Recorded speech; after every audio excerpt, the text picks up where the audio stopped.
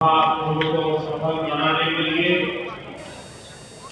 दिन रात परिश्रम कर रहे कर्मचारियों का, श्रमिकों और सफाई कर्मियों का मैं विशेष रूप से अभिनंदन करता हूं। विश्व का इतना बड़ा आयोजन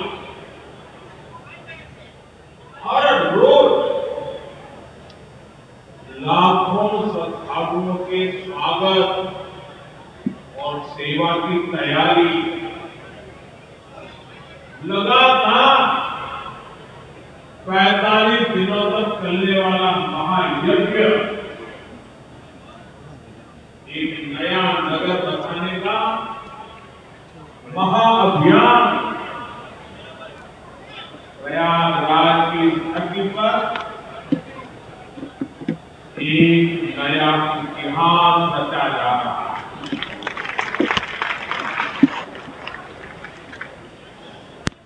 अगले साल महाकुंभ का आयोजन देश की सांस्कृतिक आध्यात्मिक पहचान को नए शिखर पर स्थापित करेगा। और मैं तो बड़े विश्वास के साथ कहता हूं, बड़ी श्रद्धा के साथ कहता हूं, अगर मुझे इस महाकुंभ का वर्णन एक वाक्य में करना हो तो मैं कहूंगा ये एकता का ऐसा महायज्ञ होगा जिसकी चर्चा पूरी दुनिया में होगी।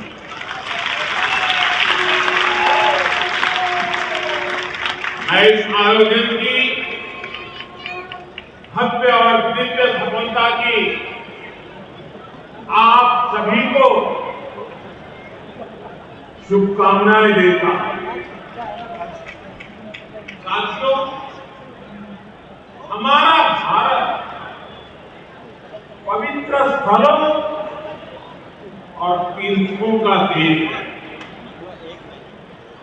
ये गंगा, यमुना, सरस्वती, कावेरी, नर्मदा जैसी अनगिनत पवित्र नदियों का देश। इन नदियों के प्रवाह की जो पवित्रता है, इस अनेक तीर्थों का एक हो जाते, सब एक साथ त्रिवेणी में डुबकी लगाते हैं।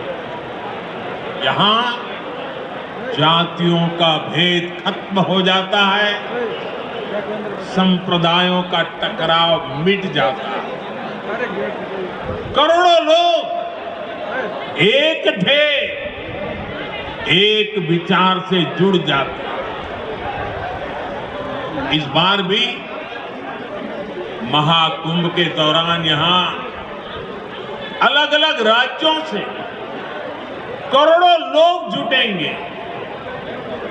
उनकी भाषा अलग होगी, जातियां अलग होगी, मान्यताएं अलग होगी, लेकिन संगम नगरी में आकर वो सब एक हो जाएंगे। और इसलिए मैं फिर एक बार कहता हूं, ये महाकुंभ एकता का महायज्ञ है, जिसमें हर तरह के भेदभाव की आहुति दी जाती है। यहां संगम में डुबकी लगाने वाला हर भारतीय एक भारत श्रेष्ठ भारत की अद्भुत तस्वीर प्रस्तुत करता है। साथियों, महाकुंभ की परंपरा का सबसे अहम पहलू ये है कि इस दौरान देश को दिशा मिलती है। कुंभ के दौरान संतों के वाद में, संवाद में, शास्त्रार्थ में, शास्त्रार्थ के अंदर देश के सामने मौजूद अहम विषयों, देश के सामने मौजूद चुनौतियों पर व्यापक चर्चा होती है और फिर संत जन मिलकर राष्ट्र के विचारों को एक नई ऊर्जा देते थे, नई राह भी दिखाते थे। संत महात्माओं ने देश से जुड़े कई महत्वपूर्ण निर्णय कुंभ जैसे आयोजन स्थल पर ही लिए। जब संचार के आधुनिक माध्यम नहीं थे, तब कुंभ जैसे आयोजनों ने बड़े सामाजिक परिवर्तनों का आधार तैयार किया था। कुंभ में संत और ज्ञानी लोग मिलकर समाज के सुख दुख की चर्चा करते, वर्तमान और भविष्य को लेकर चिंतन करते। आज भी कुंभ जैसे बड़े आयोजनों का महात्म्य वैसा ही है। ऐसे आयोजनों से देश के कोने कोने में समाज में सकारात्मक संदेश जाता है। लेकिन आज केंद्र और राज्य में भारत के प्रति आस्था, भारतीय संस्कृति को मान देने वाली सरकार है। इसलिए लगभग 1.5 महीने तक संगम किनारे एक नया शहर बना रहे हैं, जहां हर रोज लाखों की संख्या में लोग आए। पूरी व्यवस्था बनाए रखने के लिए प्रयागराज में बड़ी संख्या में लोगों की जरूरत पड़ेगी। 6,000 से ज्यादा हमारे नागरिक साथी, हजारों दुकानदार साथी, पूजा पाठ और स्नान ध्यान कराने में मदद करने वाले सभी का काम बहुत बढ़ेगा। यानी यहां बड़ी संख्या में रोजगार के अवसर तैयार हैं। सप्लाई चेन को बनाए रखने के लिए व्यापारियों को दूसरे शहरों से सामान मंगाने पड़ेंगे। प्रयागराज कुंभ का प्रभाव आसपास के जिलों पर भी पड़ेगा।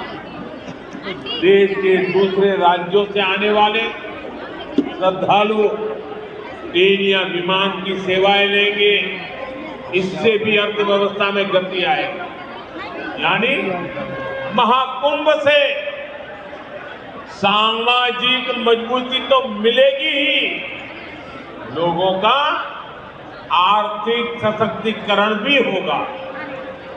साथियों, महाकुंभ 2025 का आयोजन जिस दौर में हो रहा है, वो टेक्नोलॉजी के मामले में पिछले आयोजन से बहुत आगे है। आज पहले की तुलना में कई गुना ज्यादा लोगों के पास स्मार्टफोन है। 2013 में डेटा आज की तरह सस्ता नहीं था। आज मोबाइल फोन में यूजर फ्रेंडली ऐप्स हैं, जिसे कम जानकार व्यक्ति भी उपयोग में ला सकता है। थोड़ी देर पहले अभी मैंने कुंभ सहायक चैटबॉट को लॉन्च किया। पहली बार कुंभ आयोजन में एआई, आर्टिफिशियल इंटेलिजेंस और चैटबॉट का प्रयोग होगा। एआई चैटबॉट 11 भारतीय भाषाओं में संवाद करने में सक्षम है। मेरा ये भी सुझाव है कि डेटा और टेक्नोलॉजी के इस संगम से ज्यादा लोगों को जोड़ा जाए।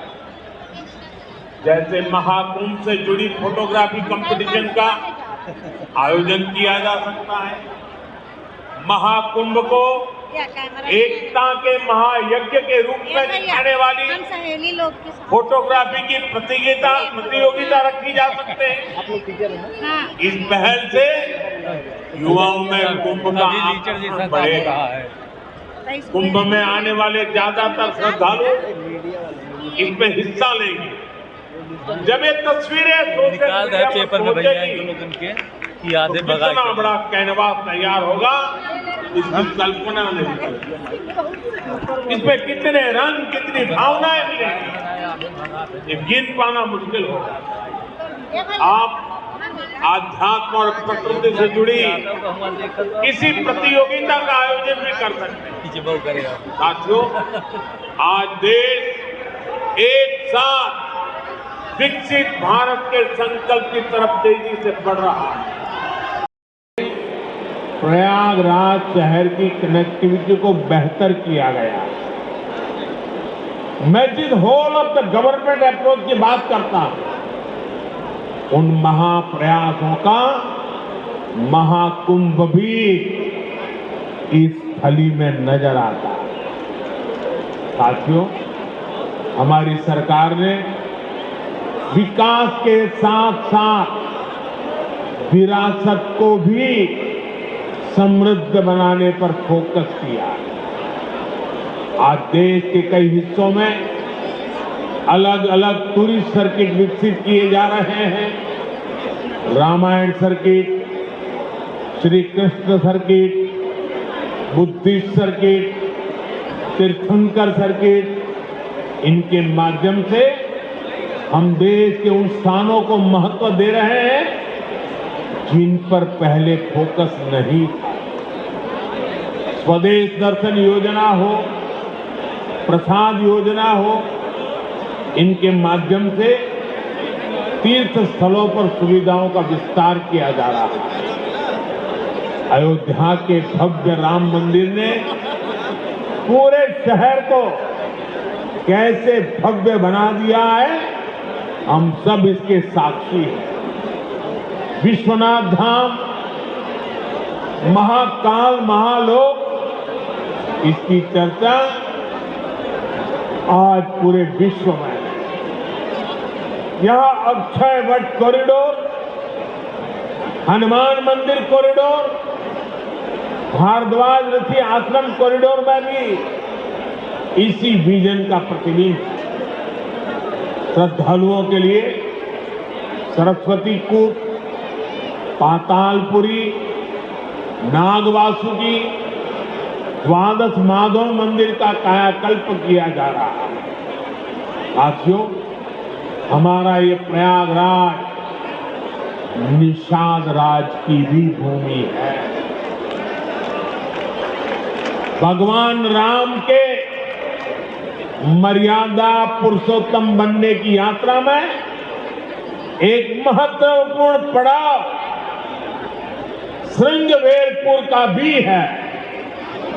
भगवान राम और केवट का प्रसंग आज भी हमें प्रेरित करता है।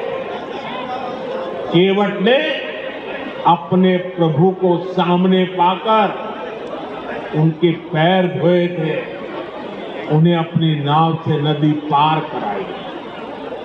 इस प्रसंग में श्रद्धा का अनन्य भाव है। इसमें भगवान और भक्त की मित्रता का संदेश है। इस घटना का ये संदेश है कि भगवान भी अपने भक्त की मदद ले सकते हैं। प्रभु श्री राम और निषाद राज की इसी मित्रता के प्रतीक के रूप में श्रृंगवेरपुर धाम का विकास किया जा रहा है। भगवान राम और निषाद राज की प्रतिमा भी आने वाली पीढ़ियों को समता और समरसता का संदेश देती रहेगी। साथियों, कुंभ जैसे भव्य और दिव्य आयोजन को सफल बनाने में स्वच्छता की बहुत बड़ी भूमिका है। महाकुंभ की तैयारियों के लिए नमामि गंगे कार्यक्रम को तेजी से आगे बढ़ाया गया है। प्रयागराज शहर के सैनिटेशन और वेस्ट मैनेजमेंट पर फोकस किया गया है। लोगों को जागरूक करने के लिए गंगा दूत, गंगा प्रहरी और गंगा मित्रों की नियुक्ति की गई है। इस बार कुंभ में 15,000 से ज्यादा मेरे सफाई कर्मी भाई बहन कुंभ की स्वच्छता को संभालने वाले। मैं आज कुंभ की तैयारी में जुटे अपने सफाई कर्मी भाई बहनों का अग्रिम आभार भी व्यक्त करूंगा। करोड़ों लोग यहाँ कुंभ स्नान ऐतिहासिक हो, अविस्मरणीय हो। मां गंगा, मां यमुना और मां सरस्वती की त्रिवेणी से मानवता का कल्याण हो, हम सबकी यही कामना है। संगम नगरी में आने वाले और श्रद्धालु को मैं शुभकामनाएं देता हूं। आप सबका भी हृदय से बहुत बहुत धन्यवाद करता हूं। मेरे साथ बोले भारत माता की, भारत माता की जय, भारत माता की जय, गंगा माता की जय, गंगा माता की गंगा माता की बहुत बहुत धन्यवाद।